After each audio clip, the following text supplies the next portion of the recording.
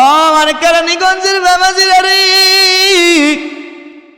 কত গুনাহ করে ফেললাম, গুনাহ করতে জীবন দীর্ঘ জিন্দেগিটারে শেষ করে ফেললাম রে বন্ধু।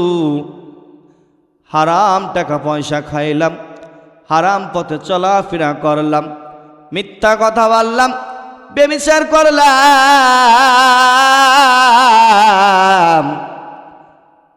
আহারে ওজনে কম দিলাম, দুধের ভিতরে পানি দিয়ে দিলাম।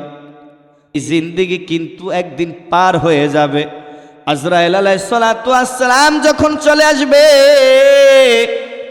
দুনিয়ার কোনো মানুষ তোমাকে বাধা দিতে পারবে না। তুমি যে ম্যাজিস্ট্রেট, তুমি যে পুলিশ, তুমি যে আর্মি, কোনো কিছু দেখার সময় নাই। ওই যখন আজরাইল আসবে, একটা টান দিয়ে তোমাকে নিয়ে যাবে। জোরে বলেন ঠিক না বে ঠিক?